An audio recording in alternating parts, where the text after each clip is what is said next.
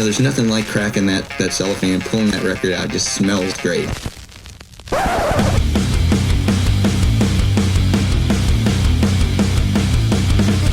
Welcome to BODS Mayhem Hour. Non-stop hardcore energy. I love the show, guys. You're awesome. Unlike any other. With your host, John the Bod, a.k.a. The Bod Father. Man, this stuff rocks. This is John D. Norten from Blue Eyed Christ, and you're listening to BODS Mayhem Hour. The views and opinions of the guests do not necessarily reflect the views and opinions of BODS Mayhem Radio Network, its staff, affiliates, or sponsors. Parental discretion is advised. Welcome to BODS Mayhem Radio Network. Hey everybody, welcome to BODS Mayhem Hour. I'm your host, John the Bod, a.k.a. The Bod Father. As always, I'm bringing you guys and gals awesome interviews. Today, it's an honor and a very huge privilege to have John Norten of Blue Eyed Christ, LA-based electronic industrial rock artist. John Norten, Blue Eyed Christ, have released a music video for World on Fire off the 5th studio album entitled World on Fire via Distortion Productions. And first in 6 years, actually, coming after the release of the 2018 Trash Deity album, Cross and Divide with Groovie Mann of My Life with the Thrill Kill Kult. And we're going to be talking to John about all this good stuff. So welcome to the show, John, and how you doing, man? I'm doing good, man. Trying to stay safe out here in Los Angeles. Well, it's like almost 100 and some degrees out here in Kentucky. So, yeah. We'll leave it at that. All right, so let's jump right into this bad boy. How have you been doing, and what have you been up to during the pandemic other than talking and promoting your new album, World on Fire? Yeah, the first few weeks of the first lockdown in Los Angeles, I was actually finishing the mixing and mastering of my album, and I spent about 2 years on this record. So once I finished that, I was just kind of like, okay, I'm just going to kind of try to chill for a little bit, playing like vintage video games and streaming a lot of content like everybody else. But then, of course, that gets kind of old. So then of course, also I, mix and master and engineer other artists for a living too. So I've been doing a fair amount of that also. So just trying to keep busy, really. I mean, honestly, my work has been affected, but it hasn't come to a standstill, meaning that a lot of the work I was doing was kind of from home, my home studio, mixing and mastering other artists. So yeah, basically I've just been trying to keep it going. When you mention vintage video games, what games are you playing? Oh, I have like an Atari 2600 and a Intellivision and a Vectrex. I have the old school stuff because years ago I had gotten like a Nintendo Wii, and I had put on there all of the MAME stuff and all of the emulators, and I started to realize that that it was the controllers, because a lot of these older systems like an Intellivision and a ColecoVision had these odd keypads and stuff like that. So I had just kind of decided, this was like close to 10 years ago now, when before that whole vintage video game market took off, but I had sort of decided to start collecting the systems that were sort of pre the NES, since I already had all the great emulators. Yeah, honestly, the prize in my collection is the Vectrex. I don't know if you know what that is, but I have this Vectrex, which is like from the same era as like the Atari and the Intellivision and stuff, but it was its own sort of self-contained thing, and it's vector graphics. And what's really cool is like each game came with an overlay that you put on the screen that adds sort of color. And because kids had these things, you almost never find those overlays in good condition. And like years ago, I got a system with like, almost all of the cartridges like mint in the box with like unused overlays. Like, it's honestly worth a lot of money and pretty cool. That is awesome. That's awesome, man. Very cool. Very, very cool. I like Nintendo and Xbox One, stuff like that. That's up my alley. That's what I play. Yeah, I like the NES and the Super NES and all that also. But as far as the collecting, I just kind of chose to focus on this earlier era because I'm like, I can't collect everything. Yes, I thought I would kind of focus on the sort of like vintage stuff that I had sort of grown up with. How's it been working with Tag Publicity so far? Yeah, I've worked with Tracy a lot. Like like I mentioned, we have our Trash Deity project in 2018, and then she had helped on promotions with my last Blue Eyed Christ record in 2014. That's when I first met her. But yeah, she's been really cool. I mean, I've known her for several years, so it's we have a good working relationship. All right, John, you signed an international recording contract under the band name, of course, Blue Eyed Christ, to famed Belgium EBM label KK Records. The first album, Leaders and Follows, was released that same year. I think, 2000? No, that was in 91. No, yeah, that was 91. Yeah, it was 91. That's exactly right. That was released the same year. Blue Eyed Christ still enjoyed a loyal following today, and Leaders and Followers is considered, now this is cool, an EBM classic. Do you feel it's a classic album in electric industrial rock? How do you feel about the album being considered that? Yeah, I think what it was is a lot of the electronic body music, EBM stuff, came from Europe, and a lot of the industrial that I was influenced by, coming from Chicago, came from Wax Trax records. So like I was kind of this anomaly where I was this American that was on this European EBM label. So I think that sort of gave me a certain sort of niche, so to speak, that like other people didn't have. And I think it was just sort of it's an album with the first real song that I'm known for is from that album is called Catch My Fall. And it did very well. It's still probably what I'm most known for today. When fans reach out to me, it's often regarding that song and their sort of personal relationship with that song, because that song had a lot of like suicide samples and stuff in it. So, most of the time when people contact me, it's often around that Leaders and Followers album, and specifically the song Catch My Fall. This is your fifth studio album and first in 6 years, coming after the release of the 2018 Trash Deity album, Cross and Divide with Groovie Mann. Did you just need a break to just recharge the batteries for Blue Eyed Christ and moving forward with this project? I mean, yes and no. Like, Blue Eyed Christ is a part of what I do, meaning that, like I said, I also like professionally mix and master and engineer, for other artists like, Prince, the Black Eyed Peas, stuff like that. So it's basically like I just kind of do Blue Eyed Christ around these other projects and when I'm kind of motivated and inspired. So it's kind of more of a sporadic thing. I mean, it sounds cool where it's like, oh yeah, I've had like 5 albums.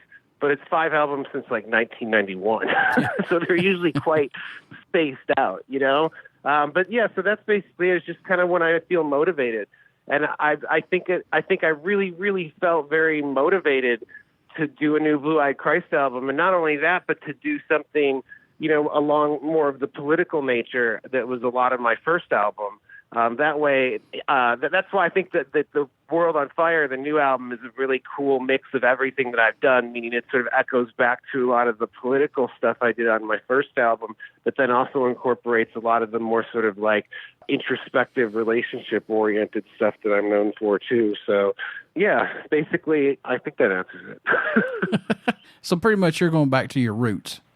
Yeah. I mean, I just had kind of felt really motivated to write again. It's like, I mean, my Blue Eyed Christ stuff comes from a very sort of personal space because it's my project. So it's like, I just kind of, like I said, work on it when I feel motivated. So I think I just sort of the current state of the world the last couple of years and seeing how that was all kind of coming together, all of these boiling points, was very motivational to sort of write about. What's impressed or excited you the most about making the new album entitled World on Fire, if anything? Is there anything that sticks out about this album personally for you?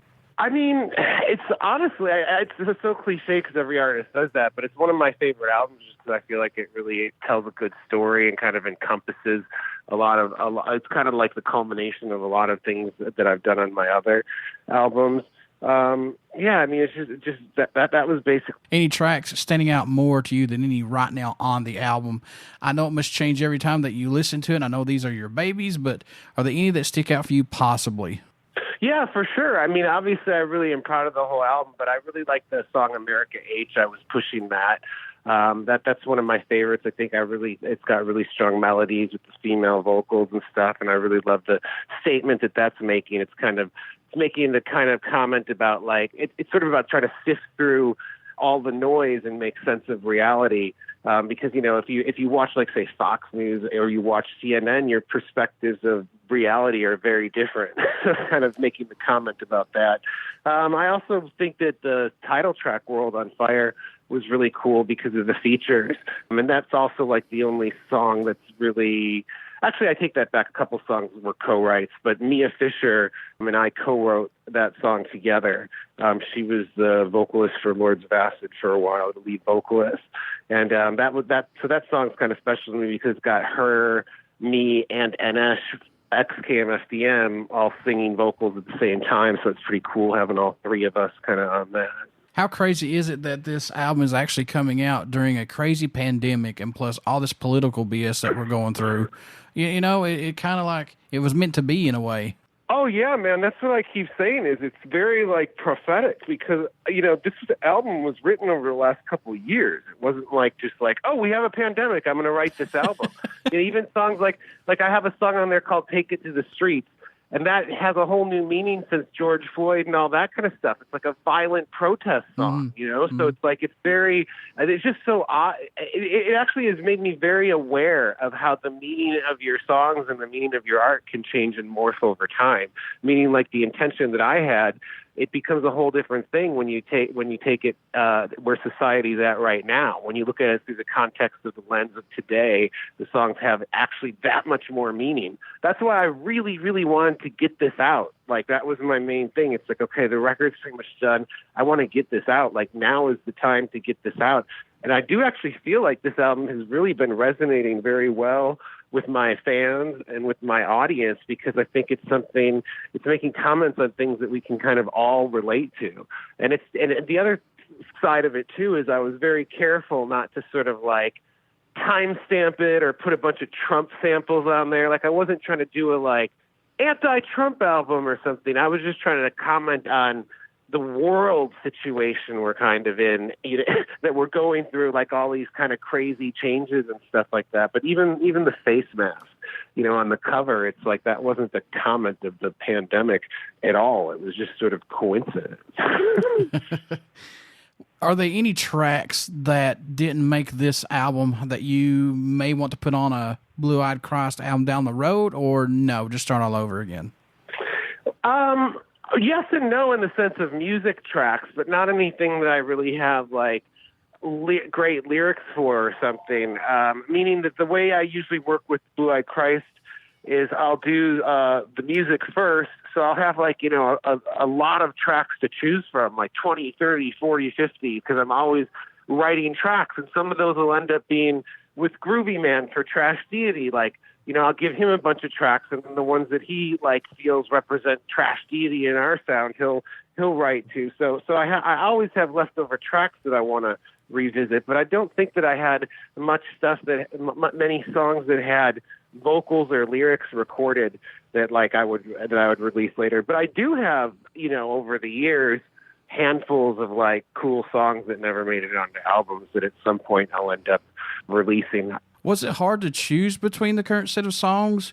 Which one would be the first single you wanted to release for the album, or no?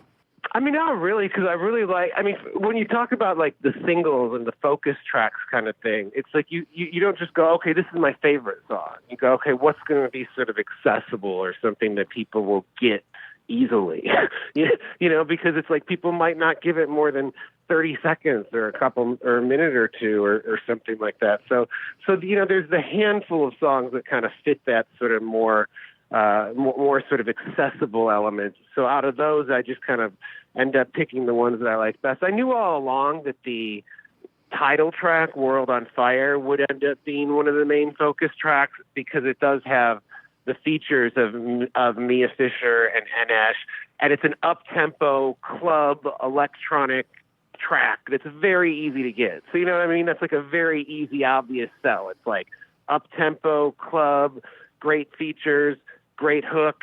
So I knew all along that was going to be a focus track. But other than that, it was just sort of choosing the ones that I thought kind of represented what I wanted to show, which America H, again, has been kind of the one that I usually gravitate towards. Now, I know you've been doing this for a very long time, John, but these new songs, does it still challenge or push you to come up with something new and stay fresh with Blue Eyed Christ's music, possibly? Absolutely. I mean, that's kind of the whole point of the project is I work on all of this pop music for a living, which is very sort of like predictable in certain ways. And I don't mean that in a negative way. I just mean that there's a sort of a formula to like verse, chorus, bridge kind of thing. Where like with Blue Eyed Christ, I really try to like be like, okay, this is my opportunity to sort of show my voice, what it is that I have to offer. What can I do to challenge myself to do something kind of new? Like, honestly, I really hate the way that so much music today, like, is just like put in these very specific genres where it's more like a formula than a song. Like, oh, I'll just get some loops that have a trance sound, and suddenly I wrote, you hear this cool trance song that I wrote? It's like, did you really write anything, or did you just put some loops together? Like, that's of no interest to me, you know? But so, yeah, basically with Blue Eyed Christ, I really do go out of my way to try to challenge myself and both the listeners. Like, I always like albums where you'll have like a 2-minute fast song, and then like a 6-minute song kind of thing, where it's like it's not just every song trying to be like a 3-minute pop song. This music video for World on Fire features former Lords of Acid vocalist Mia Fisher and ex-KMFDM member Inesh. Also, the video was created by long-term video collaborator Neil Cole. How was working with these folks on this? It was really cool. What happened with the song World on Fire was I actually wrote that track and gave it to Mia for her project that she has with Inesh, and she wrote a whole song to it for her project, and then she ended up not really liking it that much, but I liked it. And her song was called, like, I'm on Fire. So she came over, and we basically rewrote the chorus so it would make more sense to the theme of my album and have it be more like we're on fire, like world on fire, Armageddon, apocalyptic kind of thing. So that was actually really cool because basically that was the last song that I finished for the album, because I just kind of felt like I needed one more sort of up-tempo kind of song. So I kind of had that in my pocket since she ended up not using it. And then, you know, I just rewrote all the verses to make it like a Blue Eyed Christ song. But we kind of kept a lot of the elements from her chorus. And then she brought, you know, Inesh to the table because they have their own project, Mia and Inesh, that I'm working on with them also, doing some production and mixing and things. So, yeah, it was really cool working with her and Inesh. Has there been a song that you're kind of shocked that people gravitate to within these previous 4 albums that you're like, man, I can't believe that this song actually is sticking out more to these folks than these other ones possibly? Yeah, I mean, that's a good question because it happens like it seems every album. Like every album there'll be a song that I consider like one that I wouldn't think would really resonate with that many people. Again, it's not a judgment of a better or a worse song. It's just that usually to me, it's like a really sort of slow, down-tempo song that's sort of harder to digest. And oftentimes it'll be like the one on the album. Like I said, every album there's a song where I think it's not going to really resonate that much with people, and I'll get the most sort of comments from people about, oh, I really love that song. Like this album, it's been a song called The Wait Is Over, which is a song that I really, really love. But again, I kind of feel it's got a unique song arrangement that's a little hard to grasp because it's not really standard, and it's got this sort of longer build before the beat kind of kicks in.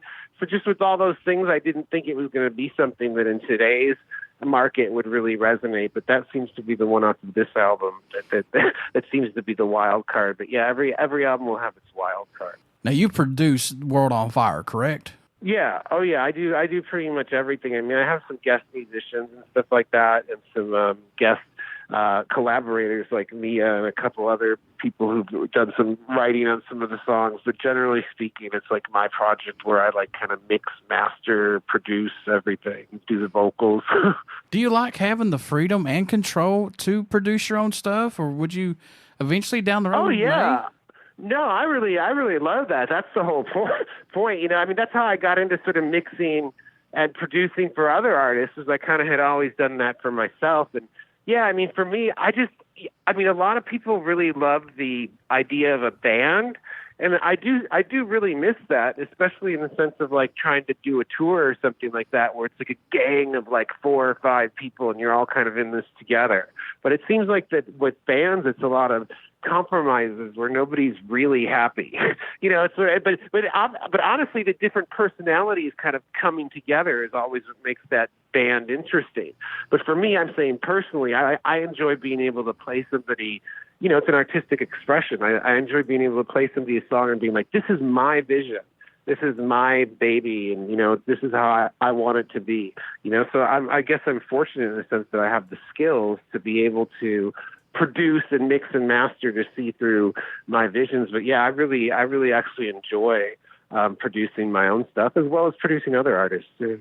Who did the artwork for this amazing album? Dave Babbitt did it. He's been a longtime collaborator of mine. He worked back in the day in the early 90s of the Leaders and Followers days. He worked for the merchandise company that did all the T-shirts and stuff for Wax Trax. So I had met him through there. My first Blue-Eyed Christ merchandising contract was through the company he worked for. And he had kind of done a lot of the art design. Like he came up with my original Blue-Eyed Christ logo that we still use today of like the arrows and the BEC. And so, yeah, I had contacted Dave after kind of losing touch around the time of the Trash Deity album in 2018. And he had done the cover for that. And so it just seemed like the logical extension when I was doing the new Blue-Eyed Christ album to reach out to him. And he was interested in it. And I'm really happy with the way it turned out, honestly, because I had initially had a Getty image. And when I looked into licensing a Getty image, I realized it's very expensive if you have physical media. Like if you're just doing a digital release, it's not that much. But the second you start talking physical media, but again, that's kind of the prophetic nature of the album, meaning that like I had this protest picture from like a few years ago, and all these people were wearing face masks. It wasn't even China; it was a different Asian country. I forget what, but so I was just like, oh, that would be too expensive to license. So then I had the idea of, oh, I'll get my friend to wear the face mask, and we'll put the world on fire on that. And that was sort of the idea for that. But yeah, so it was Dave Babbitt who did it, but it was just, like I said, interesting the way since the pandemic, everybody thinks that the face mask thing was a comment of that, and it had actually nothing to do with it.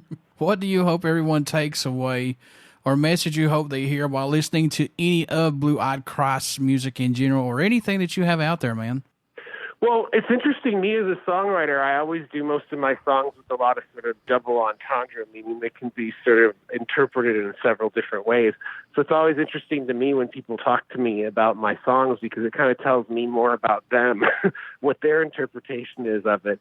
So I actually don't really like to slam people in the face with my interpretation. Usually I like to leave it open for them to be able to interpret. What's been the most interesting interpretation of a song that someone has told you possibly that when you put it out there was totally different? Oh my gosh. I mean, that happens, I guess, all the time. I can't actually think of one specific example at the moment, but it's not that uncommon. I actually really enjoy it when they have like a totally different meaning than I even meant. Like that to me is like the really cool part. I think what bums me out sometimes, because I don't always have lyric sheets, is when people sort of misinterpret the lyrics or something, because the nature of it is it's not always super clear. Sometimes things are distorted and stuff like that. Because I at least like to have the message presented in a way that is accurate.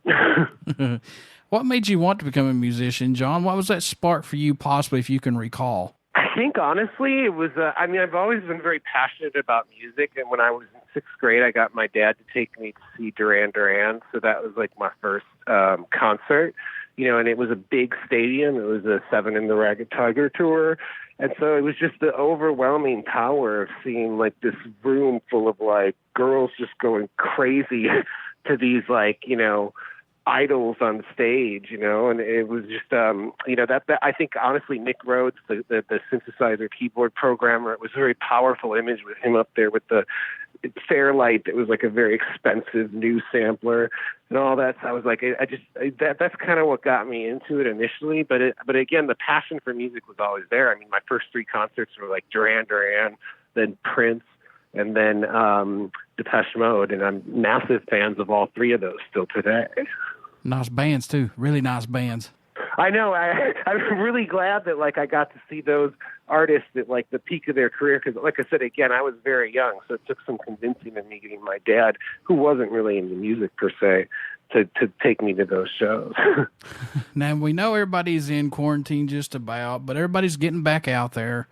Do you think concerts and festivals will have the same impact as before with sales and attendance, or do you think this has hurt it in the long run, John, after all this is over with, man? I have no idea how to answer that question. Honestly, it's all up in the air, and it all seems to change all the time. I mean, I don't know when things will get back to normal or how that's going to work, but I can't see it happening anytime soon.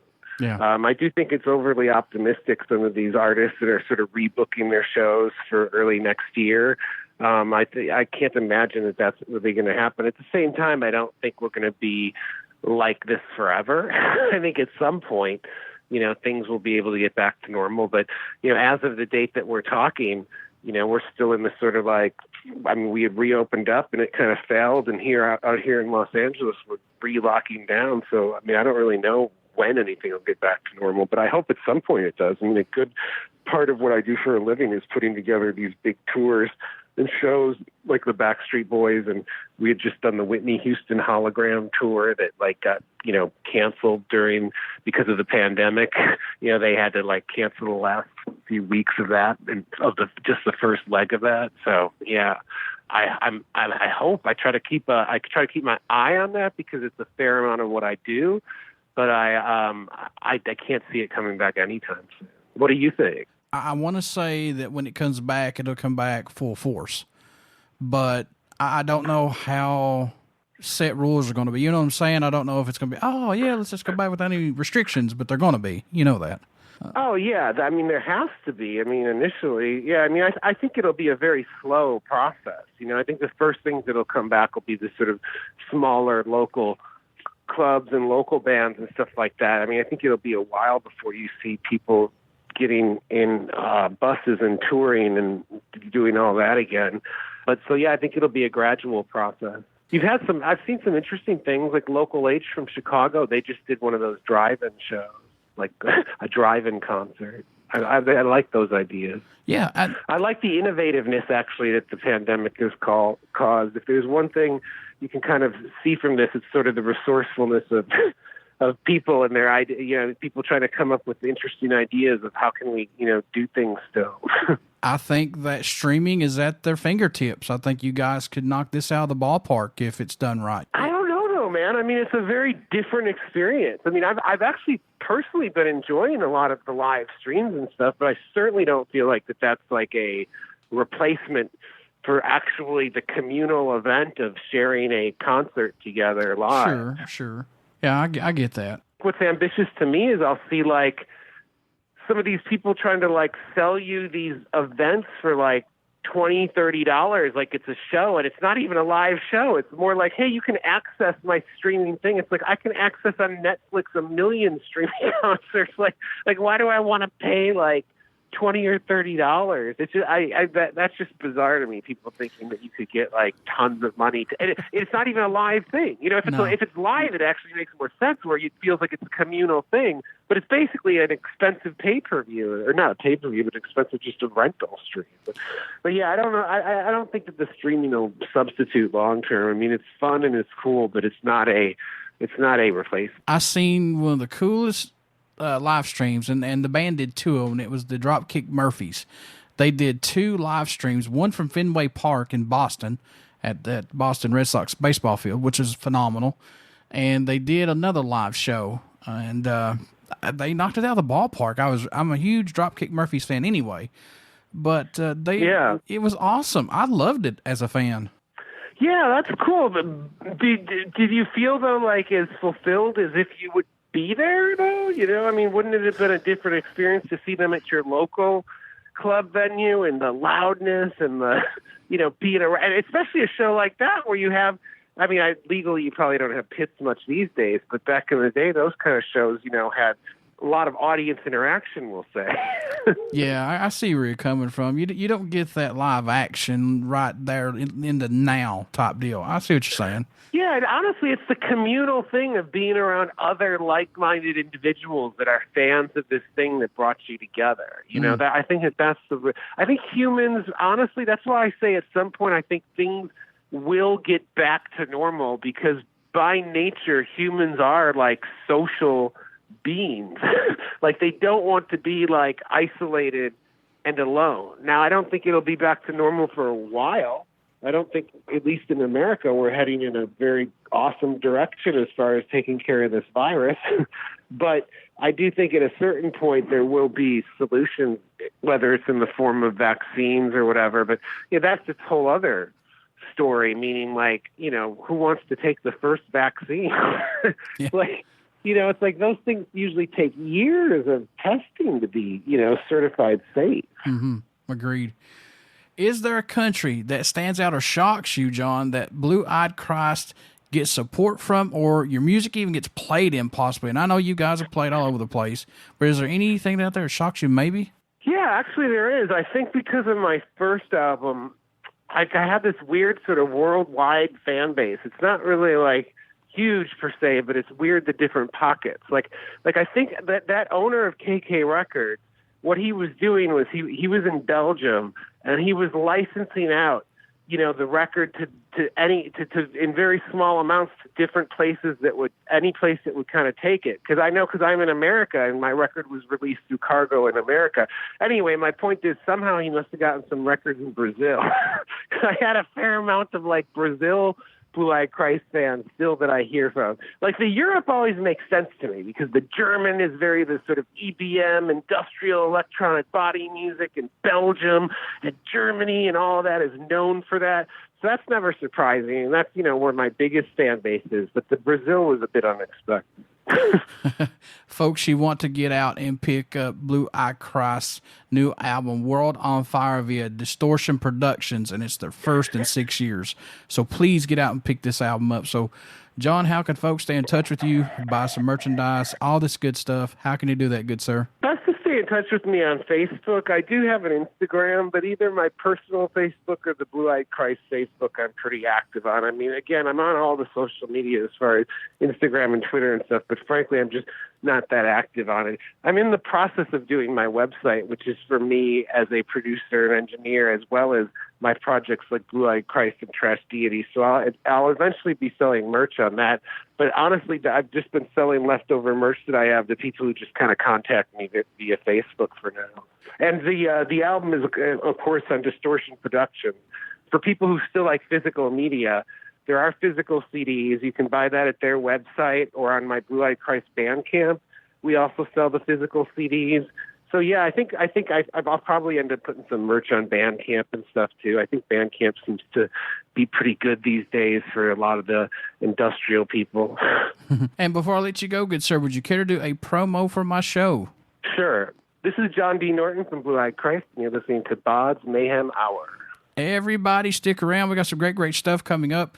You want to hear these interviews right here on BODS Mayhem Hour and BODS Mayhem Hour podcast. Please get out and check out our Facebook page. It has our podcast link, YouTube link, and all the links that we're associated with. And trust me, we're just about all over these platforms, folks. Trust me. Just support us, like us. That's all I ask. Also, please get out and pick up Blue Eyed Christ's new album, World on Fire, via Distortion Productions, and you will not be disappointed. Also, check out their old stuff as well.